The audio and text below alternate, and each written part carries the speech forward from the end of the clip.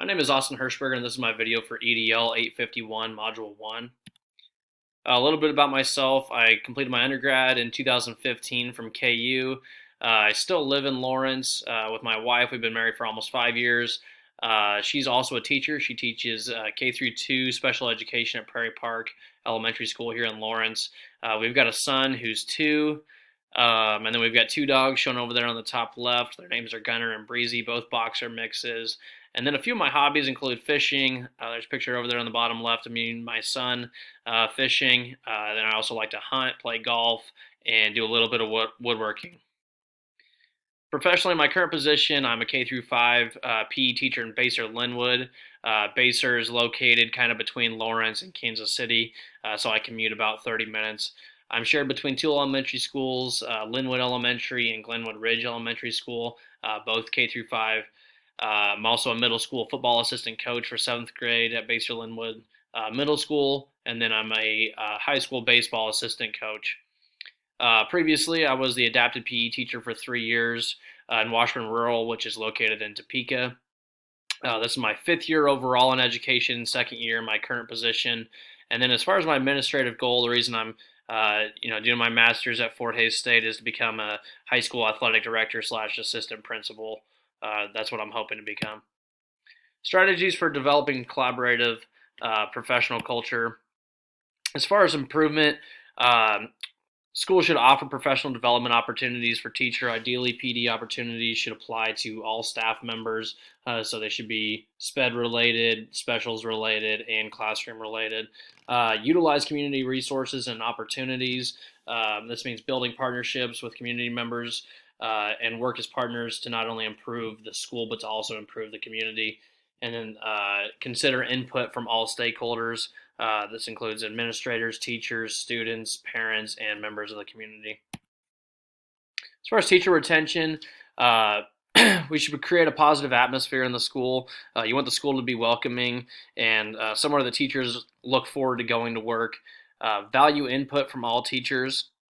Everyone should have the opportunity for their voice to be heard. Delegate leadership opportunities to staff members. Decisions should never be made by one person alone, but teachers should have opportunities for leadership through committees. And then supply the resources teachers need for their best instruction. Nothing's more frustrating for a teacher than not having the supplies or whatever it is that they need to be the best teacher that they can be. So supplying the things that help them teach and instruct better.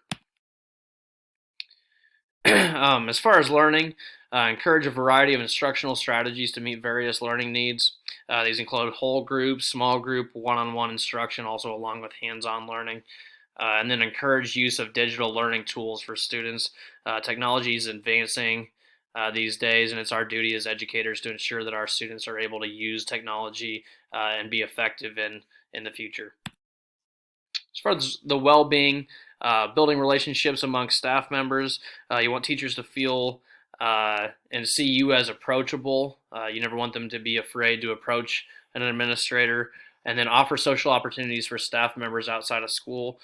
These are critical to creating and maintaining lasting relationships by building friendships among the teachers and also with yourself. And then as far as the well-being, for staff especially, everything should be a team effort. As educators, sometimes we feel overwhelmed and you might have to step out. Another team member should be available and ready to step in and relieve another teacher of whatever it is that they're dealing with just for a second. What roles do relationships, trust, and well-being play in developing a healthy and effective professional culture? As far as relationships, relationships are key to a healthy culture, I think. There needs to be a positive student to teacher to teacher, and teacher to administrative relationships. These relationships should reflect a family, which means trust. So trust, this can only be developed over time. Trust doesn't just happen immediately, but it's essential for creating healthy relationships. 1 ounce of distrust is more powerful than a pound of trust in my mind. So if one teacher has been lost trust from another teacher, that outweighs all the other trust. So trust needs to be established throughout the school and among all staff members. Trust must be maintained. And then as far as the role of well-being, attitudes drive the well-being of the school. Staff members must be positive and motivated to create a culture that fosters learning. How does this support the educational success and well-being of each student and adult?